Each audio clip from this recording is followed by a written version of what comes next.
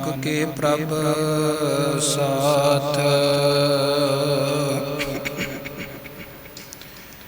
शरण तुम्हारी आयो।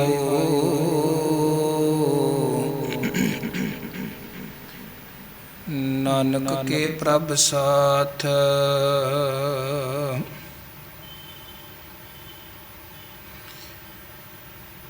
कृपा करो दीन के दाते।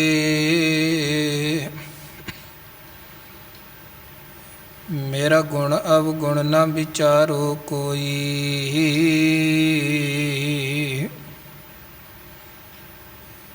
माटी का क्या तोपै स्वामी, मानस की गत एही।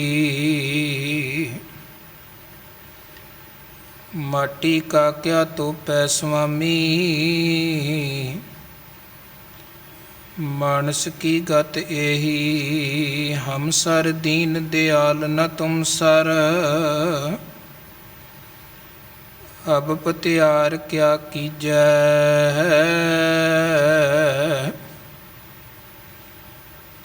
बचनी तोर मोर मन मानै, जन को पूरन दीजै। हूँ बल बल जाऊँ रमैया कारने, कारण कवन अबोल। बहुत जन्म बिछरे थे माधो, यह जन्म तुम्हारे लिखे।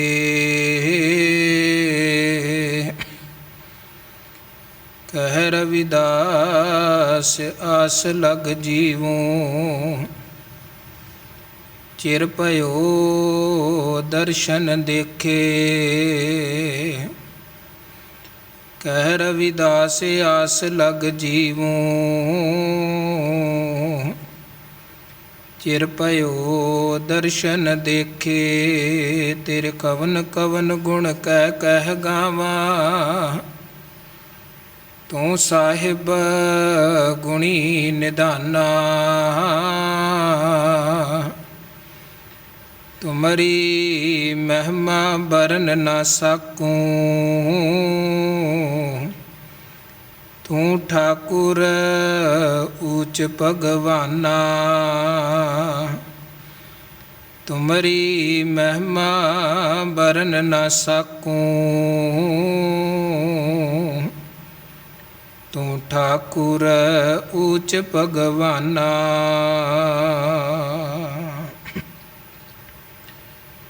परम सम्मान और सत्कार योग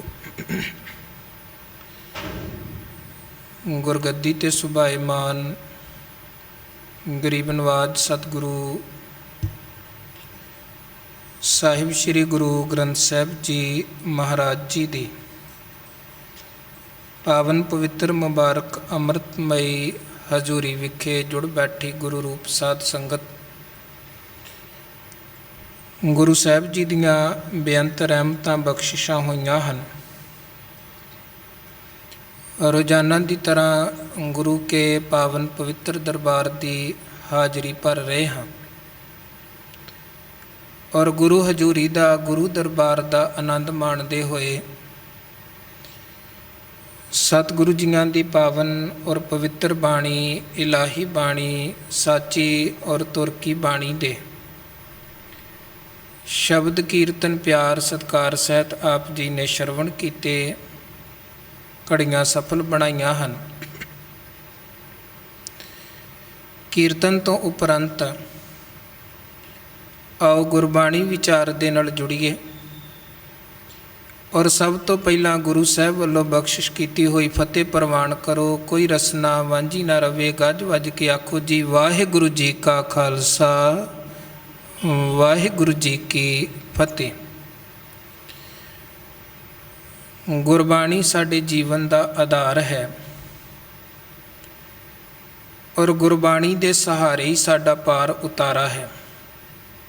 ਬਾਣੀ ਗੁਰੂ, ਗੁਰੂ ਹੈ ਬਾਣੀ, ਵਿੱਚ ਬਾਣੀ ਅੰਮ੍ਰਿਤ ਸਾਰੇ। ਗੁਰਬਾਣੀ ਕਹੈ ਸੇਵਕ ਜਨ ਮਾਨੈ, ਪ੍ਰਤੱਖ ਗੁਰੂ ਨਿਸਤਾਰੇ। ਜੋ ਬਾਣੀ ਜੋ ਬਚਨ ਸਤਿਗੁਰੂ ਨੇ ਸਾਨੂੰ ਬਖਸ਼ਿਸ਼ ਕੀਤੇ ਨੇ ਬਾਣੀ ਰੂਪ 'ਚ, ਜਦੋਂ ਉਹਨਾਂ ਬਚਨਾਂ ਨੂੰ ਆਪਾਂ ਮੰਨਾਂਗੇ, ਕਮਾਵਾਂਗੇ, ਪ੍ਰਤੱਖ ਗੁਰੂ ਨਿਸਤਾਰੇ, ਫਿਰ ਗੁਰੂ ਆਪ ਕਿਰਪਾ ਕਰਕੇ, ਰਹਿਮਤ ਕਰਕੇ ਸਾਡਾ ਪਾਰ ਉਤਾਰਾ ਕਰਦੇ ਨੇ, ਉਧਾਰ ਕਰਦੇ ਨੇ। ਸਭ ਤੋਂ ਪਹਿਲੇ ਨੰਬਰ 'ਤੇ ਹੈ ਗੁਰਬਾਣੀ ਨੂੰ ਪੜ੍ਹਨਾ, ਗੁਰਬਾਣੀ ਨੂੰ ਸੁਣਨਾ।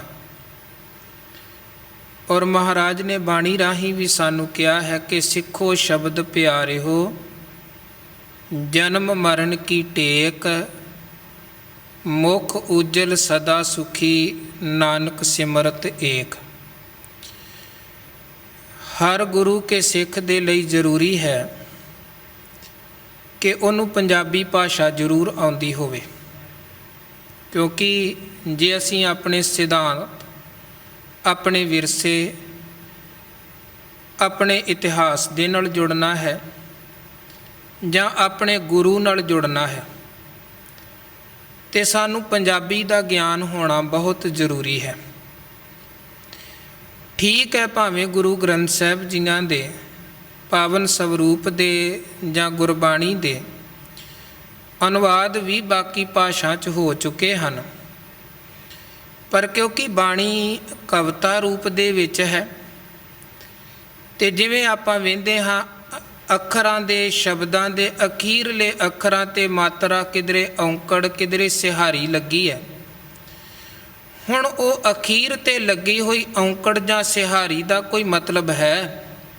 ਐਵੇਂ ਨਹੀਂ ਕਿ ਜਿੱਥੇ ਮਰਜ਼ੀ ਔਂਕੜ ਲਾ ਦਿੱਤਾ, ਜਿੱਥੇ ਮਰਜ਼ੀ ਸਿਹਾਰੀਆਂ ਲਾ ਦਿੱਤੀਆਂ, ਉਹਨਾਂ ਦਾ ਕੋਈ ਮਤਲਬ ਹੈ। ਹੁਣ ਜਦੋਂ ਗੁਰਬਾਣੀ ਦੇ ਸ਼ਬਦ ਕਿਸੇ ਦੂਜੀ ਭਾਸ਼ਾ ਦੇ ਵਿੱਚ ਅਨੁਵਾਦ ਹੁੰਦੇ ਹਨ, ਮੰਨ ਲਵੋ ਪੰਜਾਬੀ ਭਾਸ਼ਾ ਦਾ ਕੋਈ ਸ਼ਬਦ ਹਿੰਦੀ ਭਾਸ਼ਾ 'ਚ ਅਨੁਵਾਦ ਹੋ ਗਿਆ, ਹੁਣ ਹਿੰਦੀ ਭਾਸ਼ਾ ਦੇ ਸ਼ਬਦ ਅਖੀਰਲੇ ਅੱਖਰ 'ਤੇ ਲੱਗੀ ਹੋਈ ਸਿਹਾਰੀ ਵੀ ਪੜ੍ਹੀ ਜਾਂਦੀ ਹੈ, ਲੱਗਿਆ ਹੋਇਆ ਔਂਕੜ ਵੀ ਪੜ੍ਹਿਆ ਜਾਂਦਾ ਹੈ, ਪੰਜਾਬੀ 'ਚ ਨਹੀਂ ਪੜ੍ਹਿਆ ਜਾਂਦਾ। ਫਿਰ ਉਹ ਜਿਹੜਾ ਬਾਣੀ ਦੇ ਸ਼ਬਦਾਂ ਦਾ ਮੂਲ ਤੇ ਸਹੀ ਉਚਾਰਨ ਹੈ ਉਹ ਨਹੀਂ ਹੋ ਪਾਉਂਦਾ ਹੈ। ਭਾਵੇਂ ਅੰਗਰੇਜ਼ੀ ਦੇ ਵਿੱਚ ਵੀ ਟਰਾਂਸਲੇਟ ਹਨ ਪਾਵਨ ਬਾਣੀ ਤੇ ਬਾਣੀ ਦੇ ਸ਼ਬਦ, ਪਰ ਫਿਰ ਵੀ ਬਹੁਤ ਜਗ੍ਹਾ 'ਤੇ ਜਿਵੇਂ ਪੰਜਾਬੀ ਦੇ ਰਾਹੀਂ ਆਪਾਂ ਸ਼ੁੱਧ ਉਚਾਰਨ ਕਰ ਸਕਦੇ ਹਾਂ, ਜਿਹੜੇ ਅੰਗਰੇਜ਼ੀ ਦੀ ਉਹ ਟਰਾਂਸਲੇਸ਼ਨ ਪੜ੍ਹ ਕੇ ਬਾਣੀ ਦੇ ਸ਼ਬਦ ਪੜ੍ਹਦੇ ਨੇ, ਉਹ ਪ੍ਰੋਪਰ ਉਚਾਰਨ ਨਹੀਂ ਕਰ ਪਾਉਂਦੇ ਹਨ। ਇਸ ਕਰਕੇ ਸਭ ਤੋਂ ਪਹਿਲੇ ਨੰਬਰ 'ਤੇ ਜ਼ਰੂਰੀ ਹੈ ਕਿ ਅਸੀਂ ਪੰਜਾਬੀ ਭਾਸ਼ਾ ਦੇ ਨਾਲ ਜੁੜੀਏ, ਸਾਨੂੰ ਪੰਜਾਬੀ ਦਾ ਗਿਆਨ ਹੋਵੇ। ਫਿਰ ਦੂਜੇ ਨੰਬਰ 'ਤੇ ਹਰ ਗੁਰੂ ਕੇ ਸਿੱਖ ਦੇ ਲਈ ਜ਼ਰੂਰੀ ਹੈ ਕਿ ਉਹਨੂੰ ਗੁਰਬਾਣੀ ਪੜ੍ਹਨੀ ਆਉਂਦੀ ਹੋਵੇ, ਕਿਉਂਕਿ ਅੱਗੇ ਗੁਰਬਾਣੀ ਨੂੰ ਸਮਝਣਾ, ਵਿਚਾਰਨਾ ਜਾਂ ਕੀਰਤਨ ਰੂਪ ਦੇ ਵਿੱਚ ਗਾਉਣਾ, ਉਹ ਸਾਰਾ ਕੁਝ ਤੇ ਤਾਂ ਹੀ ਹੋਏਗਾ ਜੇ ਪਹਿਲਾਂ ਸਾਨੂੰ ਪੜ੍ਹਨਾ ਆਉਂਦਾ ਹੈ, ਜੇ ਸਾਨੂੰ ਪੜ੍ਹਨਾ ਆਉਂਦਾ ਹੈ।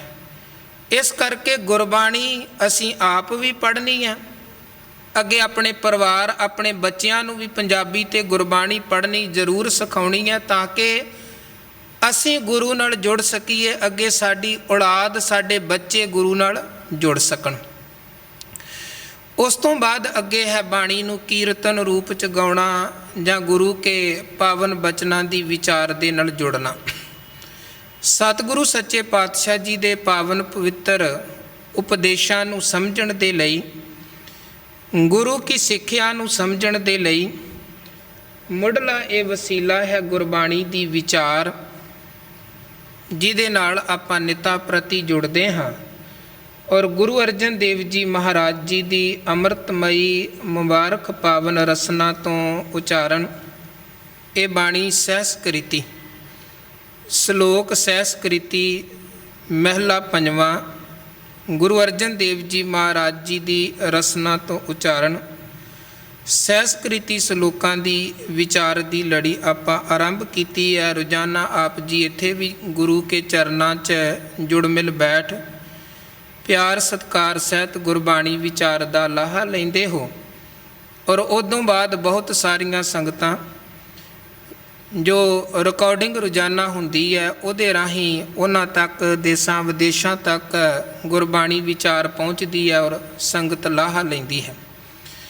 16 ਪੌੜੀਆਂ ਤੱਕ ਦੀ, 16 ਸਲੋਕਾਂ ਤੱਕ ਦੀ ਵਿਚਾਰ ਕੱਲ੍ਹ ਦੇ ਦੀਵਾਨਾਂ 'ਚ ਆਪਾਂ ਕੀਤੀ ਸੀ ਔਰ 16ਵੇਂ ਸਲੋਕ ਅੰਦਰ ਧੰਨ ਗੁਰੂ ਅਰਜਨ ਦੇਵ ਜੀ ਮਹਾਰਾਜ ਸੱਚੇ ਪਾਤਸ਼ਾਹ ਜੀ ਨੇ ਇਹ ਸਾਨੂੰ ਉਪਦੇਸ਼ ਬਖਸ਼ਿਆ ਕਿ ਜਿਨ੍ਹਾਂ ਚੀਜ਼ਾਂ ਦੇ ਨਾਲ ਆਪਾਂ ਜੁੜੇ ਹਾਂ ਉਹ ਭਾਵੇਂ ਵਿੱਤੀ ਪਦਾਰਥ, ਮਾਇਆ ਆਦਿਕ, ਜਾਂ ਫਿਰ ਬਹੁਤ ਮਾਇਆ ਪ੍ਰਾਪਤ ਕਰਨ ਦੇ ਲਈ ਮਨ ਅੰਦਰ ਜਿਵੇਂ ਬੰਦਾ ਵਿਉਂਤਾਂ ਵਿਚਾਰਾਂ ਬਣਾਉਂਦਾ ਹੈ, ਸਲਾਹਾਂ ਬਣਾਉਂਦਾ ਹੈ, ਕਈ ਤਰ੍ਹਾਂ ਦੀਆਂ ਮਨ ਅੰਦਰ ਪਲੈਨਿੰਗਾਂ ਬਣਾਉਂਦਾ ਹੈ। ਸਤਿਗੁਰੂ ਕਹਿੰਦੇ ਇਹ ਸਾਰਾ ਕੁਝ ਵਿਨਸਣ ਵਾਲਾ ਹੈ। ਔਰ ਮਨੁੱਖ ਬਹੁਤ ਵਾਰ ਹੁੰਦਾ ਹੈ ਕਿ ਨਾਸ਼ਵਾਨ ਪਦਾਰਥਾਂ ਦੇ ਮੋਹ ਦੀ ਬੜੀ ਗਹਿਰੀ ਪਕੜ 'ਚ ਵੱਜ ਜਾਂਦਾ ਹੈ ਅਤੇ ਉਸ ਪਕੜ 'ਚ ਵੱਜਣ ਕਰਕੇ ਜਬ ਕਛ ਪਾਵੈ ਤਬ ਗਰਭ ਕਰਤ ਹੈ, ਬਹੁਤ ਪਦਾਰਥ ਹਾਸਲ ਕਰ ਲਏ, ਫਿਰ ਹੰਕਾਰੀ ਹੋ ਗਿਆ ਅਤੇ ਹੰਕਾਰੀ ਬਣ ਕੇ ਦੂਜਿਆਂ ਦੇ ਨਾਲ ਕਈ ਤਰ੍ਹਾਂ ਦੀਆਂ ਵਧੀਕੀਆਂ ਕਰਨੀਆਂ ਸ਼ੁਰੂ ਕਰ ਦਿੱਤੀਆਂ। ਗੁਰੂ ਨੇ ਸਾਨੂੰ ਕਿਰਤ ਕਰਨ ਦੀ ਸਿੱਖਿਆ ਵੀ ਦਿੱਤੀ ਹੈ, ਕਮਾਉਣ ਖਾਣ ਦੀ ਸਿੱਖਿਆ ਵੀ ਦਿੱਤੀ ਹੈ, ਵੰਡ ਕੇ ਛਕਣ ਦਾ ਉਪਦੇਸ਼ ਵੀ ਦਿੱਤਾ ਹੈ, ਪਰ ਗੁਰੂ ਕਹਿੰਦੇ ਹੰਕਾਰੀ ਕਦੇ ਨਹੀਂ ਹੋਣਾ ਹੈ। ਭਾਵੇਂ ਤੇਰੇ ਕੋਲ ਜੋਬਨ ਹੋਵੇ, ਜਵਾਨੀ ਹੋਵੇ, ਧਨ ਹੋਵੇ, ਕੋਈ ਹੋਰ ਦੁਨੀਆ ਦੀ ਪ੍ਰਭਤਾ ਹੋਵੇ, ਹਮੇਸ਼ਾ ਨਿਮਾਣਾਪਨ, ਨਿਮਰਤਾ ਧਾਰਨ ਕਰਕੇ ਰੱਖਣੀ ਹੈ। ਹਮੇਸ਼ਾ ਨਿਮਰਤਾ ਦਾ ਧਾਰਨੀ ਬਣ ਕੇ ਰਹਿਣਾ ਹੈ। ਅਤੇ ਜਿਹੜਾ ਮਨੁੱਖ ਫਿਰ ਗੁਰੂ ਕੇ ਇਸ ਉਪਦੇਸ਼ ਨੂੰ ਨਹੀਂ ਸਮਝਦਾ ਉਹਦੀ ਕੀ ਹਾਲਤ ਹੁੰਦੀ ਹੈ? ਮਹਾਰਾਜ ਸੱਚੇ ਪਾਤਸ਼ਾਹ ਕਹਿੰਦੇ ਫਿਰੰਤ ਜੋਨ ਅਨੇਕ ਜਠਰਾਗਨ ਨੈ ਸਿਮਰੰਤ ਮਲੀਨ ਬੁੱਧਿੰ। ਮਨੁੱਖ ਬਹੁਤ ਤਰ੍ਹਾਂ ਦੀਆਂ ਜੋਨਾਂ 'ਚ ਭਟਕਦਾ ਹੈ। ਜਠਰਾਗਨ ਨੈ ਸਿਮਰੰਤ, ਔਰ ਮਾਤਾ ਦੇ ਗਰਭ ਅੰਦਰ, ਉਹ ਗਰਭ ਦੀ ਅਗਨ ਅੰਦਰ ਵਾਰ-ਵਾਰ ਇਹਨੇ ਜਨਮ ਲਿਆ ਅਤੇ ਉਸ ਅੱਗ ਦੇ ਸੇਕ 'ਚੋਂ ਇਹਨੂੰ ਲੰਘਣਾ ਪਿਆ, ਪਰ ਮਲੀਨ ਬੁੱਧੀ ਵਾਲੇ ਨੂੰ ਉਸ ਚੀਜ਼ ਦਾ ਚੇਤਾ ਹੀ ਨਹੀਂ ਰਹਿੰਦਾ। ਇਹ ਫਿਰ ਵੀ ਬੇਪਰਵਾਹ ਹੋ ਕੇ, ਗਾਫਲ ਹੋ ਕੇ ਅਤੇ ਮਾਇਆ ਦੇ ਰੰਗ ਤਮਾਸ਼ਿਆਂ 'ਚ ਫਸਿਆ ਰਹਿੰਦਾ ਹੈ। ਫਿਰ ਸਾਹਿਬ ਕਹਿੰਦੇ ਹੇ ਗੋਬਿੰਦ ਕਰਤ ਮਇਆ ਨਾਨਕ ਪਤਿਤ ਉਦਾਹਰਨ ਸਾਧ ਸੰਗਮੈ। ਹੇ ਵਾਹਿਗੁਰੂ ਜੀ, ਮਾਇਆ ਕਰੋ। ਕੱਲ੍ਹ ਵੀ ਆਪਾਂ ਗੱਲ ਕੀਤੀ ਸੀ, ਦੋ ਸ਼ਬਦ ਹਨ, ਇੱਕ ਹੈ ਮਇਆ, ਇੱਕ ਹੈ ਮਾਇਆ। ਇਹਨਾਂ ਦਾ ਉਚਾਰਨ ਵੀ ਵੱਖ-ਵੱਖ ਤਰੀਕਿਆਂ ਦੇ ਨਾਲ ਹੋਣਾ ਹੈ ਔਰ ਇਹਨਾਂ ਦੇ ਅਰਥ ਵੀ ਬਿਲਕੁਲ ਵੱਖਰੇ ਵੱਖਰੇ ਹਨ। ਮਾਇਆ ਦਾ ਭਾਵ ਹੈ ਆ ਬਾਹਰ ਦੇ ਪਦਾਰਥ, ਧਨ, ਜਿਨ੍ਹਾਂ 'ਚ ਫਸ ਕੇ ਸਾਨੂੰ ਰੱਬ ਭੁੱਲਦਾ ਹੈ। ਮਾਇਆ ਦਾ ਭਾਵ ਹੈ ਪਰਮਾਤਮਾ ਦੀ ਕਿਰਪਾ, ਵਾਹਿਗੁਰੂ ਦੀ ਰਹਿਮਤ। ਸਾਹਿਬ ਕਹਿੰਦੇ ਹੇ ਗੋਬਿੰਦ ਕਰਤ ਮਾਇਆ, ਹੇ ਮਾਲਕ ਸੰਸਾਰ ਨੂੰ ਸਾਜਣ ਵਾਲੇ ਵਾਹਿਗੁਰੂ ਜੀ, ਰਹਿਮਤ ਕਰੋ, ਬਖਸ਼ਿਸ਼ ਕਰੋ। ਨਾਨਕ, ਹੇ ਨਾਨਕ ਪਤਿਤ ਉਦਾਹਰਨ ਸਾਧ ਸੰਗਮ ਹੈ। ਜੋ ਸਾਧ ਸੰਗਤ ਹੈ, ਸਾਧ ਸੰਗਤ 'ਚ, ਸਤ ਸੰਗਤ 'ਚ ਜੁੜ ਕੇ ਪਤਿਤਾਂ ਦਾ ਵੀ ਉਧਾਰ ਹੋ ਜਾਂਦਾ ਹੈ। ਭਾਵ ਜਿਹੜੇ ਵੱਡੇ ਤੋਂ ਵੱਡੇ ਪਾਪੀ ਬਿਰਤੀ, ਪਤਿਤ ਬਿਰਤੀ, ਗੁਨਾਹਗਾਰ ਬਿਰਤੀ ਵਾਲੇ ਨੇ, ਉਹਨਾਂ ਦੇ ਜੀਵਨ ਅੰਦਰ ਵੀ ਤਬਦੀਲੀ ਆ ਜਾਂਦੀ ਹੈ ਸਾਧ ਸੰਗਤ ਦੀ, ਗੁਰੂ ਸੰਗਤ ਦੀ ਬਰਕਤ ਸਦਕਾ। ਔਰ ਬਹੁਤ ਸਾਡੇ ਇਤਿਹਾਸ 'ਚੋਂ ਇਹਦੀਆਂ ਉਦਾਹਰਨਾਂ ਵੀ ਮਿਲਦੀਆਂ ਨੇ। ਭਾਈ ਬਿਧੀ ਚੰਦ ਪਹਿਲਾਂ ਚੋਰ ਸਨ, ਪਰ ਗੁਰੂ ਸੰਗਤ 'ਚ ਜੁੜਨ ਸਦਕਾ ਜੀਵਨ ਬਦਲ ਗਿਆ। ਉਹੀ ਭਾਈ ਬਿਧੀ ਚੰਦ ਫਿਰ ਗੁਰੂ ਘਰ ਦੇ ਸਿਰਮੌਰ ਸਿੱਖਾਂ 'ਚੋਂ ਇੱਕ ਸਿੱਖ ਹੋ ਨਿਬੜਿਆ।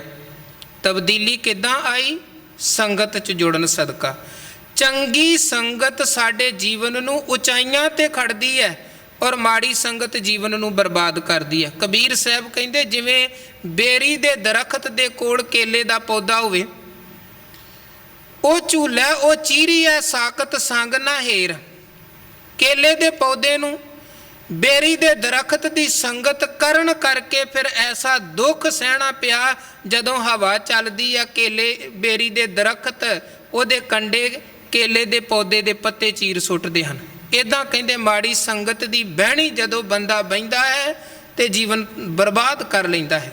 ਤੇ ਦੂਜੇ ਪਾਸੇ ਉੱਤਮ ਸੰਗਤ ਉੱਤਮ ਹੋਵੇ, ਗੁਣ ਕੋ ਧਾਵੈ ਅਵਗੁਣ ਧੋਵੈ। ਭਾਈ ਬਿਧੀ ਚੰਦ ਦਾ ਜੀਵਨ ਬਦਲਿਆ ਸੰਗਤ ਦੀ ਬਰਕਤ ਸਦਕਾ। ਬੂੜਾ ਤੇ ਬਾਲਕ ਬੂੜਾ ਹੀ ਸੀ ਸਧਾਰਨ, ਪਰ ਜੋ ਬ੍ਰਹਮ ਗਿਆਨੀ ਬਾਬਾ ਬੁੱਢਾ ਸਾਹਿਬ ਜੀ ਦੀ ਅਵਸਥਾ ਤੇ ਉਹ ਪਹੁੰਚ ਗਏ ਹਨ, ਉਹਦੇ ਪਿੱਛੇ ਕਾਰਨ ਹੈ ਗੁਰੂ ਨਾਨਕ ਮਹਾਰਾਜ ਸੱਚੇ ਪਾਤਸ਼ਾਹ ਜੀ ਦੀ ਕੀਤੀ ਹੋਈ ਸੰਗਤ, ਜਿਹੜੀ ਸੰਗਤ ਨੇ ਬਿਲਕੁਲ ਜੀਵਨ ਹੀ ਬਦਲ ਕੇ ਰੱਖ ਦਿੱਤਾ। ਸੋ ਮਹਾਰਾਜ ਕਹਿੰਦੇ ਇਹ ਸੰਗਤ ਦੀ ਬਰਕਤ ਹੈ। ਇਦੋਂ ਅਗਲੇ ਸ਼ਲੋਕ 'ਚ 17 ਨੰਬਰ ਸ਼ਲੋਕ 'ਚ ਸਤਿਗੁਰੂ ਫਰਮਾਨ ਕਰਦੇ ਹਨ, ਗਿਰੰਤ ਗਿਰ ਪਤਿਤ ਪਾਤਾਲੰ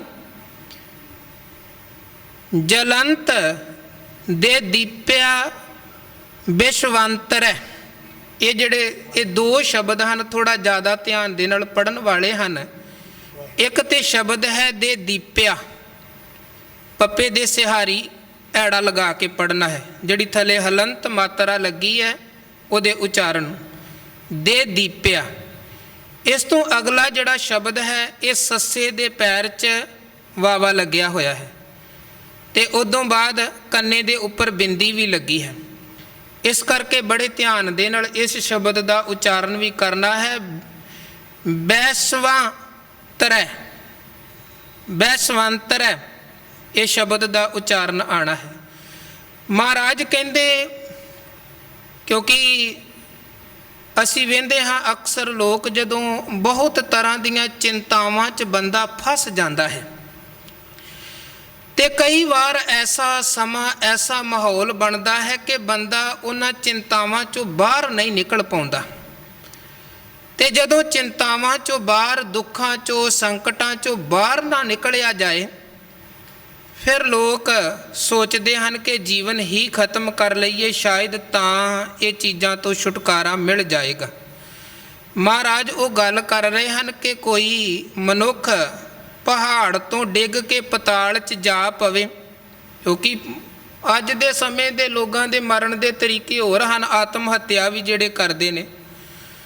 ਪੁਰਾਣੇ ਸਮਿਆਂ ਦੇ ਵਿੱਚ ਹੋਰ ਤਰੀਕੇ ਸਨ, ਜਿਵੇਂ ਹੋਰ ਜਿਉਣ ਦੇ ਤਰੀਕੇ ਜਿੱਦਾਂ ਬਦਲ ਚੁੱਕੇ ਨੇ, ਇੱਦਾਂ ਮਰਨ ਦੇ ਤਰੀਕੇ ਵੀ ਬਦਲ ਚੁੱਕੇ ਹਨ। ਹੁਣ ਲੋਕ ਉੱਚੀਆਂ ਉੱਚੀਆਂ ਚੋਟੀਆਂ ਤੋਂ ਜਾ ਕੇ ਛਾਲ ਮਾਰ ਦਿੰਦੇ ਸਨ ਕਿ ਜੀਵਨ ਖਤਮ ਹੋ ਜਾਏ। ਤੇ ਕਿਸੇ ਨੂੰ ਮਾਰਨ ਦੇ ਲਈ ਪ੍ਰਹਿਲਾਦ ਬਾਰੇ ਵੀ ਲਿਖਿਆ ਮਿਲਦਾ ਹੈ ਕਿ ਉਹਨੂੰ ਖਤਮ ਕਰਨ ਦੇ ਲਈ ਹਰਨਾਕਸ਼ ਨੇ ਉਹਨੂੰ ਉੱਚੇ ਪਹਾੜ ਤੋਂ ਸੁੱਟਿਆ ਕਿ ਸ਼ਾਇਦ ਉੱਤੋਂ ਡਿੱਗ ਕੇ ਮਰ ਜਾਏ। ਜਦੋਂ ਨਾ ਮਰਿਆ, ਅੱਗ 'ਚ ਸਾੜਨ ਦੀ, ਉਹ ਜਿਹੜਾ ਹੋਲੀ ਤੇ ਹੋਲਕਾ ਵਾਲੀ ਜਿਹੜੀ ਕਹਾਣੀ ਬਣੀ ਹੋਈ ਹੈ, ਉਹ ਕੀ ਹੈ ਕਿ ਪ੍ਰਹਿਲਾਦ ਨੂੰ ਅੱਗ ਦੇ ਵਿੱਚ ਸਾੜਨ ਦੀ ਕੋਸ਼ਿਸ਼ ਕੀਤੀ ਗਈ ਕਿ ਇਹਨੂੰ ਸਾੜ ਕੇ ਖਤਮ ਕਰ ਦਿੱਤਾ ਜਾਏ, ਕਿਉਂਕਿ ਉਦੋਂ ਇਹੀ ਤਰੀਕੇ ਸਨ। ਔਰ ਕਈ ਵਾਰ ਤੇਜ਼ ਪਾਣੀ ਦੀਆਂ ਧਾਰਾਂ 'ਚ ਰੋੜ ਕੇ ਕਿਸੇ ਨੂੰ ਮਾਰਨ ਦੀ ਕੋਸ਼ਿਸ਼ ਹੁੰਦੀ ਸੀ।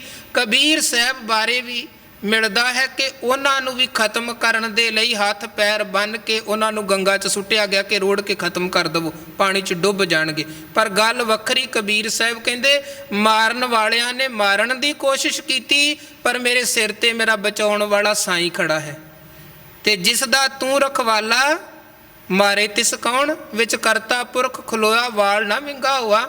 ਕਬੀਰ ਸਾਹਿਬ ਦਾ ਵਾਲ ਵੀ ਵਿੰਗਾ ਨਾ ਹੋਇਆ। ਉਹ ਕਹਿੰਦੇ ਗੰਗਾ ਕੀ ਲਹਿਰ ਮੇਰੀ ਟੂਟੀ ਜੰਜੀਰ, ਮ੍ਰਿਗਸ਼ਾਲਾ ਪਰ ਬੈਠੇ ਭਗਤ ਕਬੀਰ। ਸੋ ਇਹ ਤਰੀਕੇ ਸਨ ਮਰਨ ਦੇ ਜਾਂ ਮਾਰਨ ਦੇ।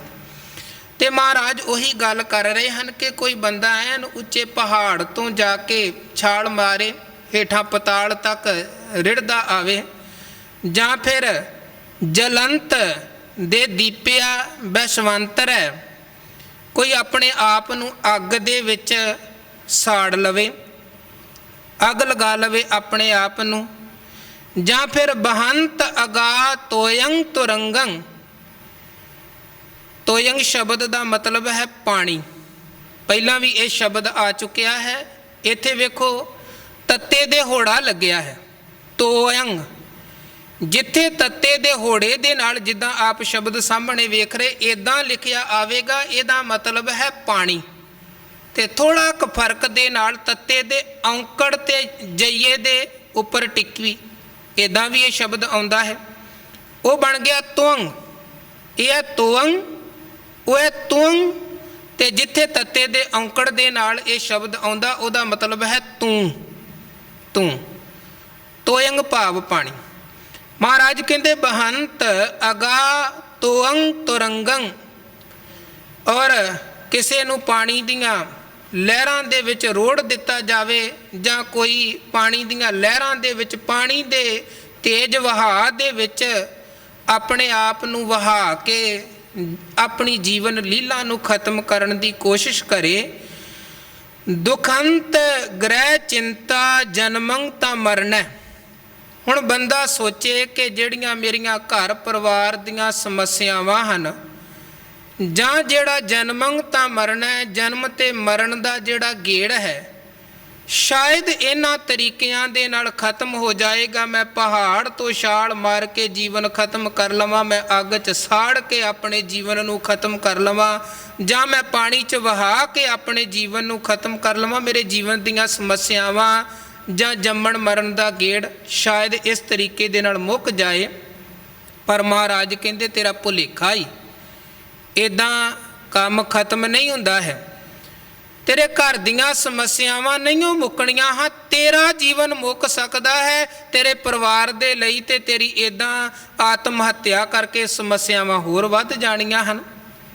ਇੱਦਾਂ ਹੀ ਹੁੰਦਾ ਹੈ। ਮਹਾਰਾਜ ਕਹਿੰਦੇ ਉਹਨਾਂ ਦੇ ਲਈ ਤੇ ਸਮੱਸਿਆਵਾਂ ਹੋਰ ਵੱਧ ਗਈਆਂ। ਤੇ ਇੱਦਾਂ ਕੀਤਿਆਂ ਕੋਈ ਤੇਰਾ ਵੀ ਜੰਮਣ ਮਰਨ ਦਾ ਗੇੜ ਖਤਮ ਨਹੀਂ ਹੋਣਾ, ਕੋਈ ਤੂੰ ਰੱਬ 'ਚ ਅਭੇਦ ਨਹੀਂ ਹੋ ਜਾਣਾ, ਤੂੰ ਬਹੁਤ ਵੱਡਾ ਮਾਰਕਾ ਨਹੀਂ ਮਾਰ ਰਿਹਾ ਕਿ ਸ਼ਾਇਦ ਤੇਰੇ ਜੀਵਨ ਦੀ ਖੇਡ ਹੀ ਸਫਲ ਹੋ ਜਾਏ। ਫਿਰ ਮਹਾਰਾਜ ਕਹਿੰਦੇ ਹੁਣ ਬੰਦਾ ਕਵੇਗਾ ਜੀ ਕਿੱਦਾਂ ਟਿਕਾ ਪ੍ਰਾਪਤ ਹੋਵੇ, ਕਿੱਦਾਂ ਜੀਵਨ 'ਚ ਸੁੱਖ ਚੈਨ ਪ੍ਰਾਪਤ ਹੋਵੇ, ਕਿਵੇਂ ਇਹ ਲੋਕ ਵੀ ਸਵਰੇ ਤੇ ਕਿਵੇਂ ਪਰਲੋਕ ਵੀ ਸਵਰ ਜਾਏ, ਕਿੱਦਾਂ ਮਨ ਨੂੰ ਇੱਕ ਟਿਕਾ ਮਿਲੇ। ਫਿਰ ਉਹ ਅੱਗੇ ਗੁਰੂ ਅਰਜਨ ਦੇਵ ਮਹਾਰਾਜ ਅਗਵਾਈ ਕਰਦਿਆਂ ਕਹਿੰਦੇ ਅਨੇਕ ਸਾਧਨੰ ਨਾ ਸਿੱਧਿਅਤੇ ਨਾਨਕ ਅਸਥੰਭੰ ਅਸਥੰਭੰ ਅਸਥੰਭੰ ਸ਼ਬਦ ਸਾਧ ਸਵਜਨ।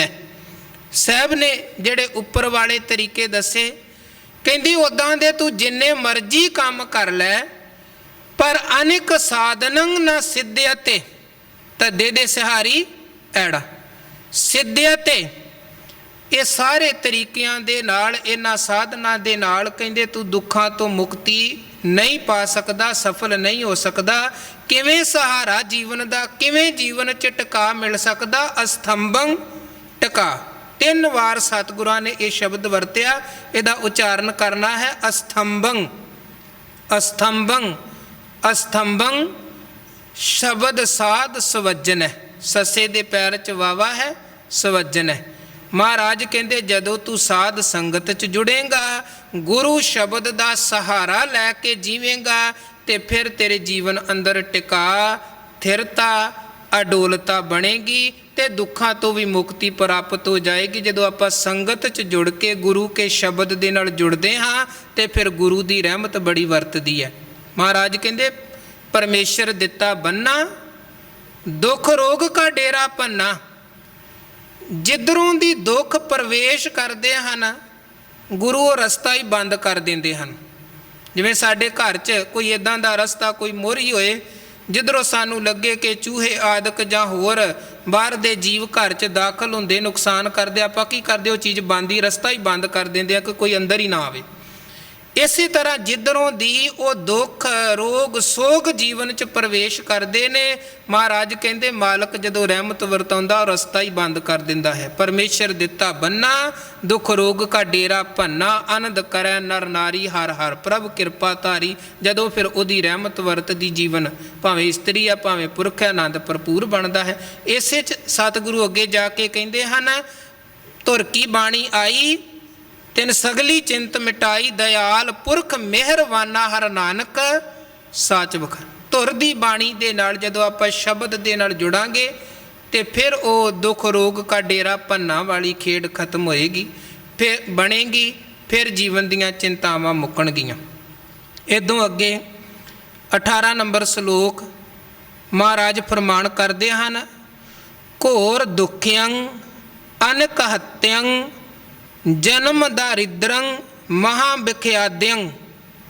ਇਹਦੇ ਵੀ ਜਿਹੜੇ ਅੱਖਰ ਹਨ ਥੋੜ੍ਹਾ ਜ਼ਿਆਦਾ ਧਿਆਨ ਦੇ ਨਾਲ ਪੜ੍ਹਨ ਸਮਝਣ ਵਾਲੇ ਹਨ। ਦੁਖਯੰ, ਖੱਖੇ ਦੇ ਸਿਹਾਰੀ ਲਗਾ ਕੇ ਐੜਾ ਤੇ ਐੜੇ ਦੇ ਉੱਪਰ ਟਿੱਪੀ ਲੱਗਣੀ ਹੈ। ਘੋਰ ਦੁਖਯੰ, ਇੱਦਾਂ ਪੜ੍ਹਨਾ ਹੈ, ਭਾਵ ਜੀਵਨ 'ਚ ਕਿਸੇ ਦੇ ਬਹੁਤ ਦੁੱਖ ਹੋਣ। ਅਨਕ ਹੱਤਿਅੰ, ਹਾਹਾ ਤੱਤੇ ਦੇ ਸਿਹਾਰੀ ਐੜਾ ਉਹਦੇ ਉੱਪਰ ਟਿੱਪੀ। ਹੱਤਿਅੰ ਜਨਮ ਦਾਰਿਦਰੰ, ਦਾਰਿਦਰੰ ਰਾਰੇ ਦੇ ਉੱਪਰ ਉਹ ਟਿੱਪੀ ਪੜ੍ਹੀ ਜਾਣੀ ਹੈ, ਜਿਹੜੀ ਸਾਹਮਣੇ ਦੱਦੇ ਦੇ ਉੱਪਰ ਦਿਸ ਰਹੀ ਹੈ। ਜਿਹੜਾ ਪੈਰ 'ਚ ਰਾਰਾ ਹੈ ਉਹਦੇ ਉੱਪਰ ਉਹ ਟਿੱਪੀ ਪੜ੍ਹੀ ਜਾਣੀ ਹੈ, ਦਾਰਿਦਰੰ। ਤੇ ਮਹਾ ਵਿਖਿਆਦੰ, ਖੱਖੇ ਦੇ ਸਿਹਾਰੀ ਲੱਗਣੀ ਹੈ, ਤੇ ਜਿਹੜਾ ਖੱਖੇ ਦੇ ਨਾਲ ਕੰਨਾ ਹੈ ਉਹ ਐੜਾ ਲੱਗ ਕੇ ਐੜੇ ਦੇ ਨਾਲ ਕੰਨਾ ਪੜ੍ਹਿਆ ਜਾਣਾ ਹੈ। ਵਿਖਿਆਦੰ, ਵਿਖਿਆਦੰ ਖੱਖੇ ਦੇ ਸਿਹਾਰੀ ਐੜੇ ਕੰਨਾ ਦੱਦੇ ਦੇ ਉੱਪਰ ਟਿੱਪੀ, ਵਿਖਿਆਦੰ। ਮਹਾਰਾਜ ਸੱਚੇ ਪਾਤਸ਼ਾਹ ਕਹਿੰਦੇ ਕਿ ਕਿਸੇ ਦੇ ਜੀਵਨ ਦੇ ਵਿੱਚ ਬਹੁਤ ਤਰ੍ਹਾਂ ਦੇ ਦੁੱਖ ਹੋਣ, ਕਲੇਸ਼ ਹੋਣ, ਅਨੇਕਾਂ ਤਰ੍ਹਾਂ ਦੀਆਂ ਹੱਤਿਆ ਦਾ ਦੋਸ਼ ਉਹਦੇ ਉੱਪਰ ਹੋਵੇ, ਔਰ ਬਹੁਤ ਜ਼ਿਆਦਾ ਜੀਵਨ 'ਚ ਕੰਗਾਲੀ, ਗਰੀਬੀ ਜਾਂ ਜਨਮਾਂ ਜਨਮਾਂਤਰਾਂ ਦੀ ਕੰਗਾਲੀ, ਗਰੀਬੀ ਕਿਸੇ ਦੇ ਜੀਵਨ 'ਚ ਹੋਵੇ, ਔਰ ਹੋਰ ਅਨੇਕਾਂ ਤਰ੍ਹਾਂ ਦੇ ਪਵਾੜੇ, ਕਲਾ, ਕਲੇਸ਼, ਵਿਖਿਆਤ ਭਾਵ ਕਲੇਸ਼, ਪਵਾੜੇ, ਝਗੜੇ ਆਦਿਕ ਹੋਣ। ਇਹ ਸਾਰਾ ਕੁਝ ਮਿਟ ਸਕਦਾ ਹੈ। ਇਹ ਸਾਰੇ ਕੁਝ ਤੋਂ ਬੰਦਾ ਛੁਟਕਾਰਾ ਪ੍ਰਾਪਤ ਕਰ ਸਕਦਾ ਹੈ, ਪਰ ਉਹ ਪ੍ਰਾਪਤ ਹੋਵੇਗਾ ਕਿਵੇਂ? ਮਿਟੰਤ ਸਗਲ ਸਿਮਰੰਤ ਹਰ ਨਾਮ ਨਾਨਕ, ਜੈਸੇ ਪਾਵਕ ਕਾਸ਼ਟ ਭਸਮੰ ਕਰੋਤ। ਜਿਵੇਂ ਅੱਗ ਦਾ ਬਾਲਣ ਦਾ ਬਹੁਤ ਲੱਕੜਾਂ ਦਾ ਵੱਡਾ ਢੇਰ ਹੋਵੇ, ਅੱਗ ਦੀ ਇੱਕ ਚੰਗਿਆੜੀ ਦੇ ਨਾਲ ਹੀ ਲੱਕੜਾਂ ਦੇ ਵੱਡੇ ਬਾਲਣ ਦੇ ਵੱਡੇ ਢੇਰ ਨੂੰ ਸੁਆਹ ਕੀਤਾ ਜਾ ਸਕਦਾ ਹੈ, ਸੁਆਹ ਹੋ ਜਾਂਦਾ ਹੈ। ਬਸ ਇੱਕ ਚੰਗਿਆੜੀ ਦੀ ਜ਼ਰੂਰਤ ਹੈ। ਮਹਾਰਾਜ ਕਹਿੰਦੇ ਇਸੇ ਤਰ੍ਹਾਂ ਪਰਮਾਤਮਾ ਦੇ ਨਾਮ ਦੀ ਵਡਿਆਈ ਹੈ। ਪਰ ਵੇਖੋ ਇਹਦਾ ਦੂਜਾ ਪੱਖ ਵੀ ਸਮਝਣਾ ਹੈ। ਜੇ ਗੁਰੂ ਕਹਿੰਦੇ ਹਨ ਕਿ ਹੱਤਿਆ ਜਾਂ ਦੁੱਖ ਜਾਂ ਗਰੀਬੀ ਜਾਂ ਦਰਿਦਰ ਪਾਪਾਂ ਦਾ ਪਰਮਾਤਮਾ ਦੇ ਨਾਮ ਦੇ ਨਾਲ ਨਾਸ਼ ਹੁੰਦਾ ਹੈ, ਤੇ ਇਹਦਾ ਮਤਲਬ ਇਹ ਨਹੀਂ ਹੈ ਕਿ ਬੰਦਾ ਕਵੇ ਜੀ ਹੁਣ ਮੈਂ ਪਾਪ ਕਰੀ ਜਾਂਦਾ ਹਾਂ ਤੇ ਬਾਅਦ 'ਚ ਰੱਬ ਨੂੰ ਜਪ ਕੇ ਤੇ ਸਾਰੀਆਂ ਚੀਜ਼ਾਂ ਨੂੰ ਖਤਮ ਕਰ ਲਵਾਂਗਾ। ਇਹ ਭਾਵ ਨਹੀਂ ਹੈ। ਇੱਦਾਂ ਦੇ ਜਿਹੜੇ ਬਾਣੀ ਦੇ ਸ਼ਬਦ ਸਾਨੂੰ ਕੋਈ ਇਹ ਨਹੀਂ ਹੈ ਕਿ ਉਹ ਗੁਨਾਹ ਕਰਨ ਦੀ ਖੁੱਲ੍ਹ ਦਿੰਦੇ ਹਨ ਕਿ ਤੂੰ ਜੋ ਮਰਜ਼ੀ ਕਰਦਾ ਰਹਿ, ਫਿਰ ਰੱਬ ਨੂੰ ਜਪ ਲਵੀਂ। ਇਹਦਾ ਭਾਵ ਇਹ ਹੈ ਕਿ ਜੇ ਕਿਧਰੇ ਤੂੰ ਪਹਿਲਾਂ ਜਾਣੇ ਅਣਜਾਣੇ 'ਚ ਪਾਪ ਗੁਨਾਹ ਕੀਤੇ ਹਨ, ਅੱਜ ਤੈਨੂੰ ਅਹਿਸਾਸ ਹੋ ਗਿਆ ਕਿ ਮੈਂ ਬਹੁਤ ਮਾੜਾ ਕੀਤਾ ਹੈ, ਪਛਤਾਵਾ ਹੈ ਆਪਣੇ ਕੀਤੇ ਹੋਏ ਗੁਨਾਹਾਂ ਦਾ, ਤੇ ਹੁਣ ਬੰਦਾ ਚਾਹੁੰਦਾ ਹੈ ਮੇਰੀਆਂ ਭੁੱਲਾਂ ਬਖਸ਼ੀਆਂ ਜਾਣ, ਮੇਰੇ ਪਾਪ ਬਖਸ਼ੇ ਜਾਣ। ਤੇ ਗੁਰੂ ਕਹਿੰਦੇ ਬਖਸ਼ੇ ਜਾ ਸਕਦੇ ਨੇ, ਪਰ ਦੋ ਗੱਲਾਂ ਮੰਨਣੀਆਂ ਪੈਣਗੀਆਂ। ਇੱਕ ਤੇ ਆਉਣ ਵਾਲੇ ਸਮੇਂ ਦੇ ਲਈ ਪ੍ਰਣ ਕਰਨਾ ਪਵੇਗਾ ਕਿ ਮੈਂ ਜਿਹੜੇ ਗੁਨਾਹ ਕੀਤੇ ਨੇ ਪਰਤ ਕੇ ਰਿਪੀਟ ਨਹੀਂ ਕਰਨੇ ਹਨ। ਰਿਪੀਟ ਇਹ ਨਹੀਂ ਕਿ ਬੰਦਾ ਦਿਨੇ ਚੋਰੀਆਂ ਕਰਕੇ ਤੇ ਸ਼ਾਮੀ ਕਵੇ ਵਾਹਿਗੁਰੂ ਵਾਹਿਗੁਰੂ ਜਪ ਲਵਾਂ ਤੇ ਮੇਰੇ ਪਾਪ ਖਤਮ। ਲੋਕ ਅਕਸਰ ਇਹ ਕਰਦੇ ਸਨ। ਮਹੀਨਾ ਭਰ ਉਹਨਾਂ ਨੇ ਪਾਪ ਕਰੀ ਜਾਣੇ, ਫਿਰ ਕਿਸੇ ਮੱਸਿਆ ਪੁੰਨਿਆ ਤੇ ਜਾ ਕੇ ਕਿਸੇ ਤੀਰਥ ਤੇ ਨਹਾ ਲੈਣਾ ਤੇ ਸੋਚਣਾ ਸਾਡੇ ਪਾਪ ਧੋਤੇ ਗਏ ਨੇ। ਮਹਾਰਾਜ ਕਹਿੰਦੇ ਨਹੀਂ, ਇਹ ਭੁਲੇਖਾ ਹੈ। ਤੇਰੇ ਪਾਪ ਖਤਮ ਨਹੀਂ ਹੋਏ ਹਨ, ਮੈਲ ਮੁੱਕੀ ਨਹੀਂ ਹੈ, ਬਲਕਿ ਤੂੰ ਮੈਲ ਹੋਰ ਚੜਾ ਲਈ ਹੈ। ਨਹਾਵਣ ਚੱਲੇ ਤੀਰਥੀ, ਮਨ ਖੋਟੇ ਤਨ ਚੋਰ, ਇੱਕ ਭਉ ਲੱਥੀ ਨਾਤਿਆਂ। ਇੱਕ ਮੈਲ ਤੇ ਗੁਰੂ ਕਹਿੰਦੇ ਨਾਤਿਆਂ ਲੱਥੀ, ਉਹ ਘਰ ਵੀ ਤੂੰ ਨਹਾ ਲੈਂਦਾ ਤੇ ਮੈਲ ਲੱਥ ਜਾਣੀ ਸੀ, ਕਿਉਂਕਿ ਪਾਣੀ ਦੇ ਨਾਲ ਸਰੀਰ ਦੀ ਮੈਲ ਉਤਰਦੀ ਹੈ। ਉਹ ਮੈਲ ਤੇਰੀ ਘਰ ਨਹਾਵੇਂ ਤਾਂ ਵੀ ਉਤਰੇਗੀ, ਕਿਸੇ ਤੀਰਥ ਤੇ ਜਾ ਕੇ ਉੱਥੋਂ ਦੇ ਪਾਣੀ ਦੇ ਨਾਲ ਨਹਾਵੇਂ ਤਾਂ ਵੀ ਉਤਰ ਜਾਏਗੀ। ਮਹਾਰਾਜ ਕਹਿੰਦੇ ਇੱਕ ਭਉ ਲੱਥੀ ਨਾਤਿਆਂ, ਇੱਕ ਮੈਲ ਤੇ ਤੇਰੀ ਨਾਤਿਆਂ ਉਤਰ ਗਈ, ਪਰ ਦੂਜੀ ਮੈਲ ਇੱਕ ਤੂੰ ਚੜਾ ਲਈ ਆਪਣੇ ਮਨ ਨੂੰ। ਦੋਪੋ ਚੜੀਏ ਸਹੋਰ, ਹੰਕਾਰ ਦੀ ਮੈਲ ਚੜ ਗਈ ਜੀ। ਬੜੇ ਲੋਕ ਨੇ ਦਾ ਅਸੀਂ ਤਾਂ ਜੀ ਹਰ ਪੁੰਨਿਆਂ ਤੇ ਪੱਕਾ ਨਾਢਾ ਸਾਹਿਬ ਮੱਥਾ ਟੇਕ ਕੇ ਆਉਂਦੇ ਹੀ ਆਉਂਦੇ ਹਾਂ, ਅਸੀਂ ਤਾਂ ਮਹੀਨੇ ਬਾਅਦ ਦਰਬਾਰ ਸਾਹਿਬ ਮੱਥਾ ਟੇਕ ਕੇ ਆਉਂਦੇ ਹੀ ਆਉਂਦੇ ਹਾਂ। ਹੰਕਾਰ ਮਹੀਨਾ ਭਰ ਭਾਵੇਂ ਸ਼ਰਾਬਾਂ ਘਰ 'ਚ ਚੱਲਦੀਆਂ ਰਹਿਣ, ਮਹੀਨਾ ਭਰ ਭਾਵੇਂ ਦੁਕਾਨਾਂ ਤੇ ਬੇਈਮਾਨੀਆਂ ਚੱਲਦੀਆਂ ਰਹਿਣ, ਗੁਨਾਹ ਚੱਲਦੇ ਰਹਿਣ, ਦਫ਼ਤਰਾਂ 'ਚ ਰਿਸ਼ਵਤਖੋਰੀ ਚੱਲਦੀ ਰਵੇ, ਤੇ ਉਹ ਨਹੀਂ ਦੱਸਣਗੇ ਜੀ ਆਪਾਂ ਤੇ ਮਹੀਨਾ ਭਰ ਆਹ ਕੰਮ ਕਰਦੇ ਹਾਂ। ਉਹ ਜ਼ਰੂਰ ਦੱਸਣਗੇ ਜੀ ਆਪਾਂ ਮਹੀਨੇ ਬਾਅਦ ਜਾ ਕੇ ਤੇ ਪੁੰਨਿਆ ਨਹਾ ਕੇ ਆਉਂਦੇ ਤੇ ਮੱਸਿਆ ਨਹਾ ਕੇ ਆਉਂਦੇ। ਮਹਾਰਾਜ ਕਹਿੰਦੇ ਨਹਾਉਂਦਾ ਕਾਹਦਾ ਹੈ ਤੂੰ ਤੇ ਉਹ ਨਹਾ ਕੇ ਵੀ ਉੱਪਰ ਮੈਲ ਹੰਕਾਰ ਦੀ ਚੜਾ ਕੇ ਦੁਨੀਆ ਨੂੰ ਦਾਅਵੇ ਕਰ ਕਰ ਦੱਸ ਰਿਹਾ ਹੈ। ਲੋਕ ਕੁੰਭ ਤੇ ਜਾ ਕੇ ਨਹਾਉਂਦੇ ਨੇ ਤੇ ਫਿਰ 12 ਸਾਲਾਂ ਬਾਅਦ ਕਹਿੰਦੇ ਕੁੰਭ ਦਾ ਮੇਲਾ ਆਉਂਦਾ ਹੈ, ਤੇ 24 ਸਾਲ 36 ਵਰ੍ਹਿਆਂ ਤੱਕ ਵੀ ਲੋਕ ਹੰਕਾਰ ਰੱਖਦੇ ਜੀ ਉਹ ਪਿਛਲੇ ਤੋਂ ਪਿਛਲੇ ਕੁੰਭ ਦੇ ਮੇਲੇ ਤੇ ਤ੍ਰਿਵੇਣੀ ਨਹਾ ਕੇ ਆਇਆ ਸੀ ਮੈਂ। ਹੰਕਾਰ ਕਿੰਨੀ ਦੇਰ ਤੱਕ ਅੰਦਰ ਪਾਲੀ ਰੱਖਿਆ। ਗੁਰੂ ਕਹਿੰਦੇ ਖਤਮ ਕੀ ਹੋਇਆ, ਬਹੁਤੀ ਮੈਲ ਤੇ ਤੂੰ ਚੜਾ ਲਈ। ਜਿਹੜੀ ਮੈਲ ਤੀਰਥ ਤੇ ਜਾ ਕੇ ਉਤਰੀ ਹੈ ਉਹ ਮੈਲ ਤੇ ਤੂੰ ਘਰ ਵੀ ਨਹਾਉਂਦਾ ਤੇ ਪਾਣੀ ਨੇ ਲਾਹ ਦੇਣੀ ਸੀ, ਪਰ ਹੰਕਾਰ ਦੀ ਮੈਲ ਤੂੰ ਲੈ ਕੇ ਆਇਆ ਹੈ। ਇੱਕ ਭੋ ਲੱਥੀ ਨਾਤਿਆਂ ਦੋਇ ਭੋ ਚੜੀਏ ਸਹੋਰ, ਬਾਹਰ ਧੋਤੀ ਤੂਮੜੀ ਅੰਦਰ ਵਿਸ਼ ਨਕੋਰ, ਸਾਧ ਭਲੇ ਅਣਨਾਤਿਆਂ ਚੋਰ ਸੇ ਚੋਰਾਂ ਚੋਰ। ਸਾਧ ਤੇ ਬਿਨਾਂ ਨਾਤਿਆਂ ਵੀ ਭਲੇ ਨੇ, ਤੇ ਚੋਰ ਤੇ ਤੀਰਥਾਂ ਤੇ ਨਹਾਈ ਵੀ ਜਾਂਦੇ ਨੇ ਤੇ ਲੋਕਾਂ ਦੀਆਂ ਜੇਬਾਂ ਵੀ ਕੱਟੀ ਜਾਂਦੇ ਹਨ, ਉਹ ਤੇ ਫੇਰ ਚੋਰਾਂ ਦੇ ਚੋਰ। ਸੋ ਕਹਿਣ ਦਾ ਭਾਵ ਕਿ ਜੇ ਆਪਾਂ ਗੁਨਾਹ ਦਾ ਸਾਨੂੰ ਅਹਿਸਾਸ ਹੋ ਗਿਆ ਹੈ ਤੇ ਫਿਰ ਅੱਗੇ ਤੋਂ ਗੁਨਾਹ ਨਾ ਕਰਨ ਦਾ ਪੱਕਾ ਦ੍ਰਿੜ ਇਰਾਦਾ ਬਣਾਉਣਾ ਹੈ। ਗੁਰੂ ਨਾਨਕ ਸਾਹਿਬ ਨੇ ਸੱਜਣ ਨੂੰ ਜੇ ਬਦਲਿਆ, ਕੱਲਾ ਉਹਨੂੰ ਪਿਛਲੇ ਗੁਨਾਹਾਂ ਦਾ ਅਹਿਸਾਸ ਨਹੀਂ ਕਰਵਾਇਆ, ਉਹਨੂੰ ਅੱਗੇ ਤੋਂ ਸੱਚਾ ਸੱਜਣ ਬਣ ਕੇ ਚੱਲਣ ਦੀ ਸਿੱਖਿਆ ਦਿੱਤੀ ਹੈ। ਸੱਚਾ ਸੱਜਣ ਬਣ ਕੇ ਚੱਲਣ ਦੀ ਭੂਮੀਏ ਨੂੰ ਮਹਾਰਾਜ ਨੇ ਸਿੱਖਿਆ ਦਿੱਤੀ ਕਿ ਅੱਗੇ ਤੋਂ ਚੰਗਾ ਬਣ। ਉਹਨੇ ਕਿਹਾ ਮਹਾਰਾਜ ਚੋਰੀਆਂ ਕਰਨਾ ਤੇ ਆਦਤ ਬਣ ਗਈ ਹੈ, ਇਹ ਤੇ ਮੈਂ ਛੱਡ ਹੀ ਨਹੀਂ ਸਕਦਾ ਹਾਂ। ਸਤਿਗੁਰਾਂ ਨੇ ਫਿਰ ਇੱਦਾਂ ਦਾ ਉਪਦੇਸ਼ ਦਿੱਤਾ ਕਿ ਭੂਮੀਏ ਦਾ ਜੀਵਨ ਬਦਲ ਗਿਆ ਕਿ ਚੋਰੀ ਠੀਕ ਹੈ ਜੇ ਤੂੰ ਕਰਨੀ ਹੈ, ਪਰ ਇੱਕ ਗੱਲ ਚੇਤੇ ਰੱਖੀ, ਨਮਕ ਹਰਾਮੀ ਨਹੀਂ ਕਰਨੀ। ਜਿਹਦੇ ਘਰੋਂ ਨਮਕ ਖਾਦਾ ਉਹਦੀ ਚੋਰੀ ਨਹੀਂ ਕਰ। ਝੂਠ ਨਹੀਂ ਬੋਲਣਾ, ਤੇਰਾ ਕਰਕੇ ਗਰੀਬ ਮਾਰ ਨਹੀਂ ਹੋਣੀ ਚਾਹੀਦੀ। ਇਹ ਬਚਨ ਮੰਨ ਲੈ। ਤੇ ਜਦੋਂ ਇਹ ਬਚਨ ਉਹਨੇ ਮੰਨੇ ਤੇ ਚੋਰੀਆਂ ਵਾਲੇ ਪਾਸਿਓਂ ਵੀ ਜੀਵਨ ਬਦਲ ਗਿਆ। ਉਹ ਸਾਖੀ ਆਪ ਜਾਣਦੇ ਹੋ। ਸੋ ਮਹਾਰਾਜ ਸੱਚੇ ਪਾਤਸ਼ਾਹ ਕਹਿੰਦੇ ਹਨ ਕਿ ਜੇ ਤੈਨੂੰ ਗੁਨਾਹਾਂ ਦਾ ਅਹਿਸਾਸ ਹੋ ਗਿਆ, ਤੂੰ ਅੱਗੇ ਤੋਂ ਗੁਨਾਹ ਨਾ ਕਰਨ ਦਾ ਪੱਕਾ ਇਰਾਦਾ ਬਣਾ ਲਿਆ, ਫਿਰ ਤੇਰੇ ਪਿਛਲੇ ਗੁਨਾਹ ਵੀ ਬਖਸ਼ੇ ਜਾ ਸਕਦੇ ਨੇ। ਕਿਵੇਂ? ਪਰਮਾਤਮਾ ਦੇ ਨਾਮ ਦੇ ਨਾਲ ਜੁੜਨ ਸਦਕਾ। ਔਰ ਨਾਮ ਦੀ ਬੜੀ ਬਰਕਤ ਹੈ, ਵਡਿਆਈ ਹੈ। ਧੰਨ ਗੁਰੂ ਤੇਗ ਬਹਾਦਰ ਸਾਹਿਬ ਕਹਿੰਦੇ ਹਰ ਕੋ ਨਾਮ ਸਦਾ ਸੁਖਦਾਈ। ਵਾਹਿਗੁਰੂ ਦਾ ਨਾਮ ਹਮੇਸ਼ਾ ਸੁਖ ਦੇਣ ਵਾਲਾ ਹੈ। ਜਾ ਕੋ ਸਿਮਰ ਅਜਾਮਲ ਉਦਰਿਓ ਗਨਕਾ ਹੂੰ ਗਤ ਪਾਈ। ਅਜਾਮਲ ਬਾਰੇ ਵੀ ਪੁਰਾਤਨ ਸਰੋਤ ਕਹਿੰਦੇ ਹਨ ਜੀ ਬੜਾ ਗੁਨਾਹਗਾਰ ਸੀ, ਪਾਪੀ ਸੀ, ਔਰ ਗਨਕਾ ਸੀ ਵੇਸ਼ਵਾ, ਕਾਮੀ ਬਿਰਤੀ, ਪਰ ਉਹਦਾ ਵੀ ਜੀਵਨ ਬਦਲ ਗਿਆ, ਉਹਦਾ ਵੀ ਉਧਾਰ ਹੋ ਗਿਆ। ਕਿਵੇਂ? ਜਦੋਂ ਉਹਨਾਂ ਨੇ ਪਰਮਾਤਮਾ ਦੇ ਨਾਮ ਨੂੰ ਜੀਵਨ ਦਾ ਆਧਾਰ ਬਣਾ ਲਿਆ। ਸੋ ਧੰਨ ਗੁਰੂ ਅਰਜਨ ਦੇਵ ਮਹਾਰਾਜ ਕਹਿੰਦੇ ਮਿਟੰਤ ਸਗਲ ਸਿਮਰੰਤ ਹਰ ਨਾਮ ਨਾਨਕ, ਜੈਸੇ ਪਾਵਕ ਕਾਸ਼ਟ ਭਸਮੰ ਕਰੋਤ। ਭਾਵੇਂ ਘੋਰ ਦੁੱਖ ਹੋਣ, ਅਨਕ ਹੱਤਿਆ ਹੋਣ, ਜਨਮਾਂ ਜਨਮਾਂਤਰਾਂ ਦੀ ਗਰੀਬੀ ਹੋਵੇ ਜਾਂ ਮਹਾ ਵਿਖਾਦ ਜਿੰਨੇ ਮਰਜੀ ਬਖੇੜੇ ਹੋਣ, ਸਾਰਾ ਕੁਝ ਤੇਰੇ ਜੀਵਨ ਚੋਂ ਵਾਹਿਗੁਰੂ ਨੂੰ ਜਪਣ ਦੇ ਨਾਲ ਇੱਦਾਂ ਮੁੱਕ ਜਾਏਗਾ ਜਿੱਦਾਂ ਅੱਗ ਦੀ ਇੱਕ ਚੰਗਿਆੜੀ ਵੱਡੇ ਲੱਕੜ ਦੇ ਬਾਲਣ ਦੇ ਢੇਰ ਨੂੰ ਮਿੰਟਾਂ ਸਕਿੰਟਾਂ 'ਚ ਖਤਮ ਕਰ ਦਿੰਦੀ ਹੈ। ਇਹ ਹੈ ਵਾਹਿਗੁਰੂ ਦੇ ਨਾਮ ਦੀ ਵਡਿਆਈ।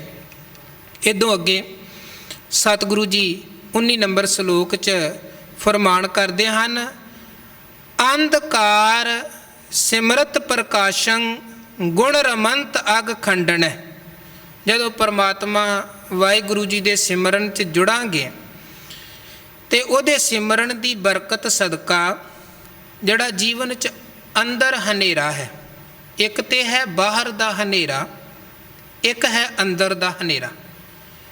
ਇੱਕ ਸਾਡਾ ਬਾਹਰੀ ਜੀਵਨ ਹੈ, ਇੱਕ ਸਾਡਾ ਅੰਦਰੂਨੀ ਜੀਵਨ ਹੈ। ਬਾਣੀ 'ਚ ਦੋਵਾਂ ਪੱਖਾਂ ਦੀ ਗੱਲ ਕੀਤੀ ਗਈ ਹੈ। ਇੱਕ ਬਾਹਰ ਦੇ ਰੋਗ ਹਨ, ਇੱਕ ਸਾਡੇ ਅੰਦਰ ਦੇ ਸੋਗ ਹਨ, ਰੋਗ ਹਨ। ਇੱਕ ਬਾਹਰ ਦਾ ਗਿਆਨ ਹੈ, ਇੱਕ ਅੰਦਰ ਦਾ ਗਿਆਨ ਹੈ। ਇੱਕ ਬਾਹਰ ਦਾ ਹਨੇਰਾ ਹੈ, ਇੱਕ ਅੰਦਰ ਦਾ ਹਨੇਰਾ ਹੈ। ਤੇ ਬਾਹਰ ਤੇ ਹਨੇਰੇ ਨੂੰ ਖਤਮ ਕਰਨ ਦਾ ਇੱਕ ਤੇ ਸਾਡਾ ਕੁਦਰਤੀ ਸਭ ਤੋਂ ਵੱਡਾ ਜਿਹੜਾ ਸਰੋਤ ਹੈ ਉਹ ਕੀ ਹੈ? ਸੂਰਜ, ਜਿਹਦੇ ਰਾਹੀਂ ਪ੍ਰਕਾਸ਼ ਚਾਨਣ ਹੁੰਦਾ ਹੈ ਦਿਨ ਵੇਲੇ। ਉਦੋਂ ਬਿਨਾਂ ਰਾਤ ਦੇ ਹਨੇਰੇ ਨੂੰ ਖਤਮ ਕਰਨ ਦਾ ਵੀ ਬਹੁਤ ਤਰ੍ਹਾਂ ਦਾ ਆਪਾਂ ਯਤਨ ਕਰ ਲਿਆ ਹੈ, ਤਰ੍ਹਾਂ ਤਰ੍ਹਾਂ ਦੀਆਂ ਲਾਈਟਾਂ ਦਾ, ਬਿਜਲੀ ਦਾ ਪ੍ਰਬੰਧ ਸਾਡੇ ਕੋਲ ਹੈ, ਔਰ ਬਾਹਰ ਦੇ ਹਨੇਰੇ ਨੂੰ ਵੀ ਮਨੁੱਖ ਨੇ ਕਰੀਬਨ ਰਾਤ ਦੇ ਹਨੇਰੇ ਨੂੰ ਵੀ ਖਤਮ ਕਰ ਲਿਆ, ਪ੍ਰਕਾਸ਼ ਦੇ ਚਾਨਣ ਦੇ ਸਾਧਨ ਇਜਾਦ ਕਰ ਲਏ ਨੇ। ਪਰ ਜਦੋਂ ਆਪਾਂ ਅੰਦਰ ਦੀ ਗੱਲ ਕਰਦੇ ਹਾਂ ਤੇ ਬਾਹਰ ਤੇ ਇੰਨੇ ਸਾਧਨ ਹੋਣ ਦੇ ਬਾਵਜੂਦ ਵੀ ਮਨੁੱਖਾਂ ਦੇ ਅੰਦਰ ਹਨੇਰਾ ਹੀ ਹੈ। ਔਰ ਮਹਾਰਾਜ ਕਹਿੰਦੇ ਇਹ ਹਨੇਰਾ ਜਿਹੜਾ ਅੰਦਰ ਦਾ ਹੈ ਇਹ ਬਾਹਰ ਦੇ ਸਾਧਨਾਂ ਨੇ ਖਤਮ ਨਹੀਂ ਕਰਨਾ।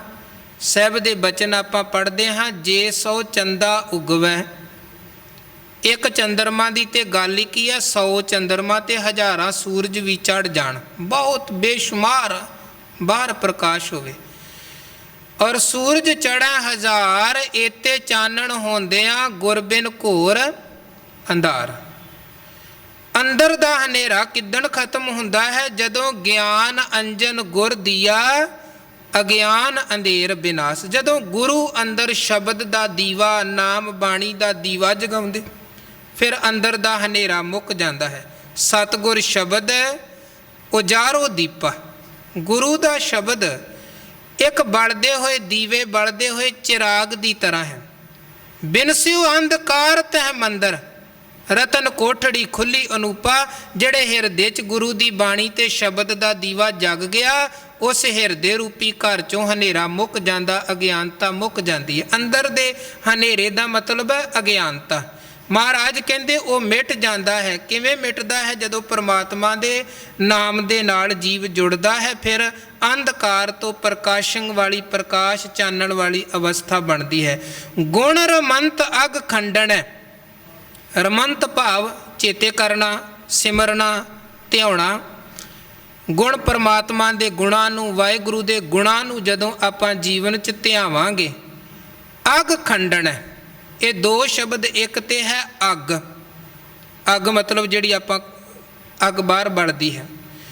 ਇਹ ਜਿਹੜਾ ਸ਼ਬਦ ਹੈ ਅੱਗ, ਜਿੱਥੇ ਵੀ ਬਾਣੀ 'ਚ ਇਹ ਘੱਗੇ ਦੇ ਨਾਲ ਆਉਂਦਾ ਹੈ, ਇਹਦਾ ਭਾਵ ਹੈ ਪਾਪ।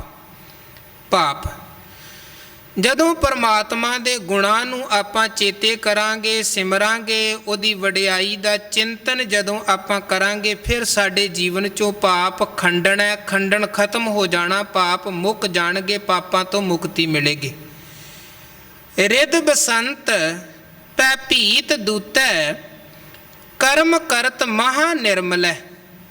ਰਿੱਧ ਬਸੰਤ ਭਾਵ ਪਰਮਾਤਮਾ ਦੇ ਸਿਮਰਨ ਨੂੰ, ਨਾਮ ਨੂੰ, ਉਹਦੀ ਸਿਫਤ ਸਲਾਹ ਨੂੰ ਜਦੋਂ ਆਪਾਂ ਆਪਣੇ ਹਿਰਦੇ 'ਚ ਵਸਾਵਾਂਗੇ, ਰਿੱਧ ਭਾਵ ਹਿਰਦਾ, ਤੇ ਜਦੋਂ ਉਹਦੇ ਨਾਮ ਨੂੰ ਹਿਰਦੇ 'ਚ ਵਸਾਵਾਂਗੇ, ਫਿਰ ਕੀ ਹੋਏਗਾ? ਮਹਾਰਾਜ ਕਹਿੰਦੇ ਪਹਿਲੇ ਨੰਬਰ ਤੇ ਭੈ ਭੀਤ ਦੂਤੈ।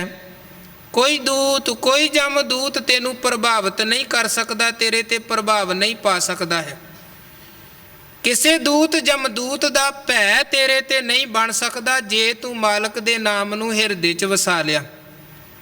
ਗੁਰੂ ਅਰਜਨ ਸਾਹਿਬ ਕਹਿੰਦੇ, ਮੇਰੇ ਰਾਮ ਰਾਏ ਤੂੰ ਸੰਤਾਂ ਕਾ ਸੰਤ ਤੇਰੇ, ਤੇਰੇ ਸੇਵਕ ਕੋ ਭਉ ਕਿਛ ਨਾਹੀ, ਜਮ ਨਹੀਂ ਆਵੇ ਨੇਰੇ। ਤੇਰੇ ਸੇਵਕ ਨੂੰ ਕੋਈ ਭੈ ਨਹੀਂ ਹੈ, ਕਿਉਂਕਿ ਕਿਸੇ ਜਮ ਦੀ ਵੀ ਇੰਨੀ ਹਿੰਮਤ ਨਹੀਂ ਹੈ ਉਹ ਤੇਰੇ ਸੇਵਕ ਦੇ ਕੋਲ ਆ ਸਕੇ।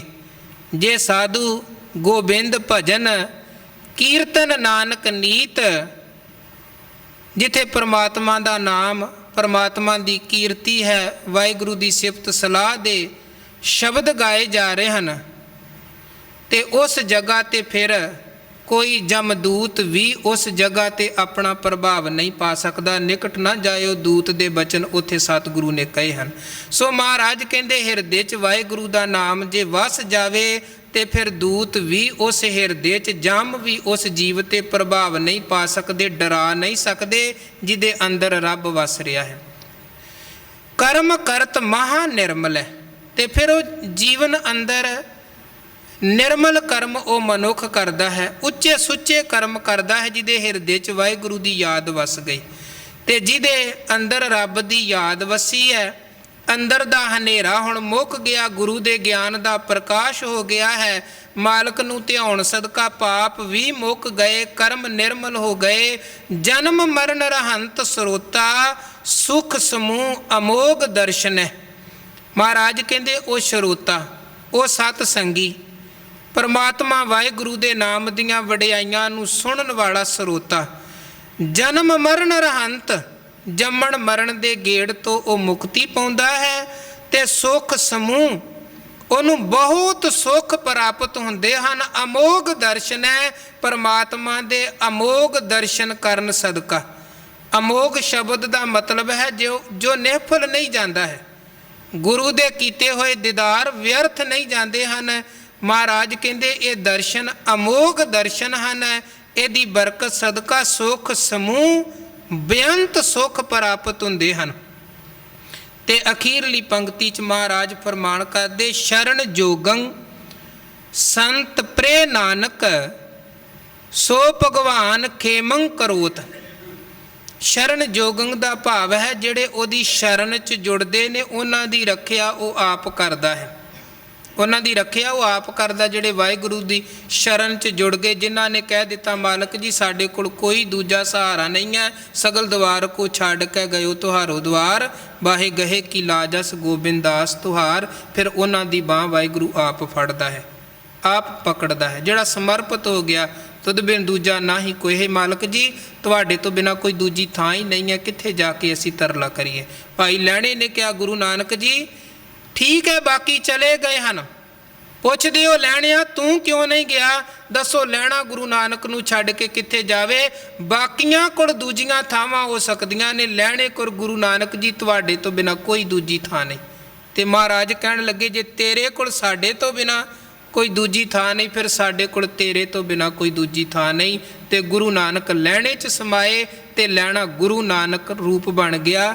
ਗੁਰ ਅੰਗਦ ਗੁਰ ਅੰਗ ਤੇ ਅੰਮ੍ਰਿਤ ਬਿਰਖ ਫਲ ਅੰਮ੍ਰਿਤ ਫਲਿਆ, ਜੋਤੀ ਜੋਤ ਜਗਾਇਨ ਦੀਵੇ ਤੇ ਜਿਉ ਦੀਵਾ ਬਲ।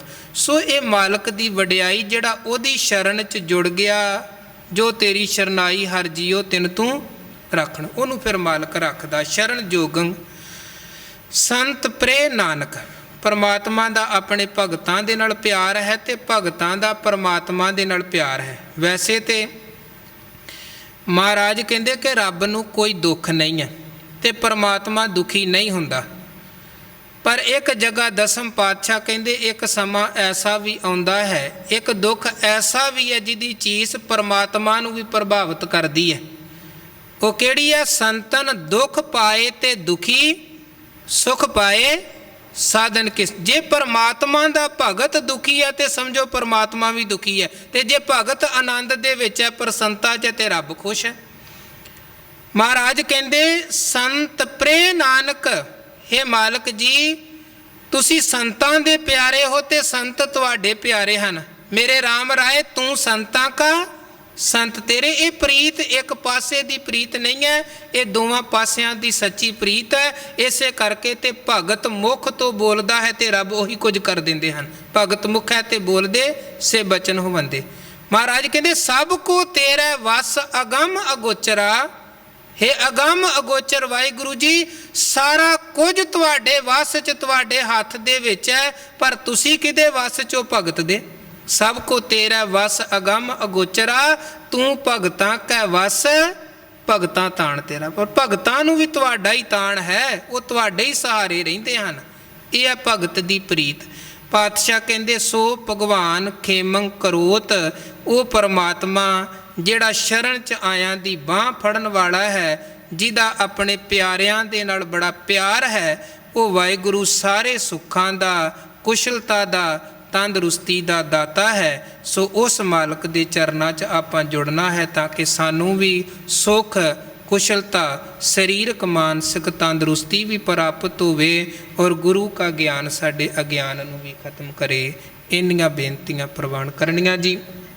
ਸਤਿਗੁਰਾਂ ਦੀ ਬਾਣੀ ਅਗਾਧ ਬੋਧ ਹੈ।